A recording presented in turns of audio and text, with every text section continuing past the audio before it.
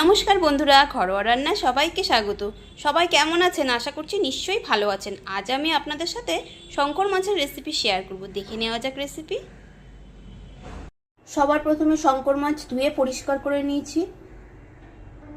পরিমাণ মতন নুন দিয়ে দিলাম, হলুদ গুঁড়ো দিলাম। এবার মেখে নেব।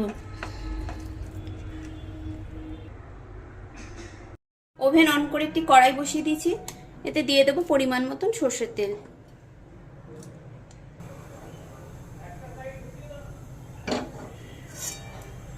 তেল গরম হয়ে গেছে, শঙ্কর মাছগুলোকে ছেড়ে দিচ্ছি।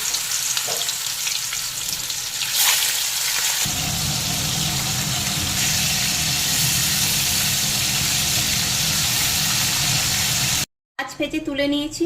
ওই তেলে জিরে ফোড়ন দিয়ে দেবো। দিয়ে দিলাম তেজপাতা। দুটো মিডিয়াম সাইজের পেঁয়াজ কুচো করে রেখেছি, সেটা দিয়ে দিলাম। দিয়ে দেবো ডুমো করে কেটে রাখা আলু। আলুগুলোকে আমি একটু ভাপিয়ে নিয়েছিলাম গরম জলে, তাহলে তাড়াতাড়ি সেদ্ধ হয়ে যাবে। দিয়ে দিলাম পরিমাণ মতো নুন। এবার আলু আর পেঁয়াজ একটু ভেজে নেব।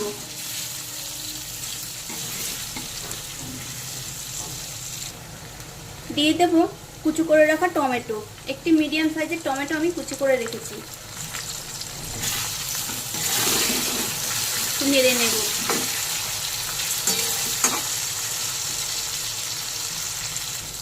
আলু পেঁয়াজগুলো একটু ভাজা হয়ে গেছে, টমেটো একটু নরম হয়ে গেছে। এবার দিয়ে দিলাম অল্প একটু জল। দিয়ে দেবো 2 চামচ জিরে গুঁড়ো। মশলা সব পরিমাণ মতন দেব। লঙ্কার গুঁড়ো, ঝাল যে যার স্বাদ মতন দেবেন। দিয়ে দেবো পরিমাণ মতন হলুদ গুঁড়ো। দেবো 1/2 চামচ ধনে গুঁড়ো। দিয়ে দেবো আদা বাটা, অল্প একটু রসুন বাটা। এগুলো সব পরিমাণ মতো। দেব নুন। এবার ভালো করে সব মিশিয়ে নেব।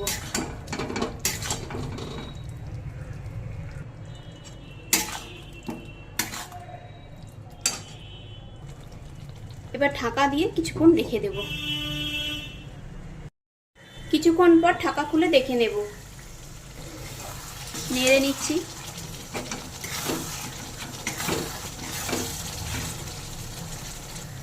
মশলা থেকে তেল ছেড়ে দিয়েছে। এবার দিয়ে দেবো পরিমাণ মতন জল ঝোলের জন্য। আবার একটু নেড়ে নেব। ঝোল ফুটে উঠেছে। এবার ভেজে রাখা মাছগুলো দিয়ে দেব। মাছগুলোকে খুন্তি দিয়ে ঝোলের মধ্যে একটু ডুবিয়ে দেব। কিছুক্ষণ ফুটিয়ে নিয়েছি। এবার দিয়ে দেবো গরম মশলা পাউডার। মিশিয়ে নেব। তৈরি হয়ে গেল দারুণ স্বাদের শঙ্কর মাছ। রেসিপি দেখে ভালো লাগলে লাইক ও কমেন্ট করে অবশ্যই জানাবেন। আর নতুন বন্ধু হলে বন্ধু হয়ে পাশে থাকার অনুরোধ রইল। সবাই ভালো থাকবেন।